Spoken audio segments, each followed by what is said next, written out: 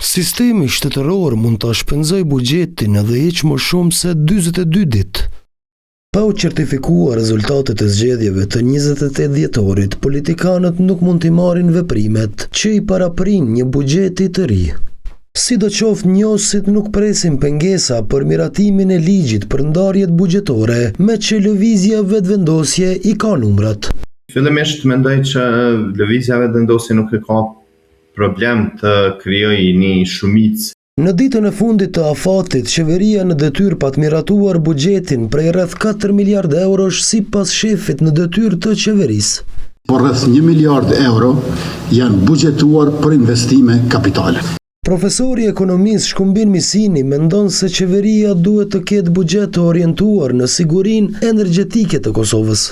Mendoj unë që është shumë e domosdoshme dhe e nevojshme që investimet të fokusohen drejt, ose buxhetet të fokusohet drejt investimeve të energjisë ripërtërshme. Sipas një raporti të Ministrisë së Financave për periudhën janar-shtator, qeveria shpenzoi mbi 810 milion euro për subvencione dhe transfere.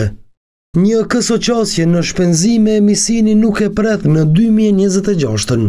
Kjo mënyrë e shpërndarjes së buxhetit nuk jep shëndet të qëndrueshëm ekonomik. Unë nuk besoj që do ta vazhdon 2026, sepse në 2026 nuk besoj që do të kemi, nuk besoj që do të kemi 4 palë zgjedhje.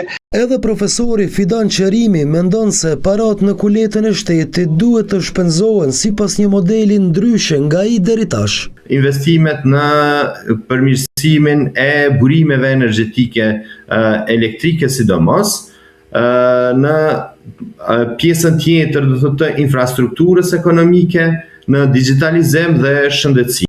Ligji për financat publike përcakton se buxheti mund të përdoret vetëm për shlyerje të borxhit publik, pasi të kalojë afati i zgjatjeve buxhetore.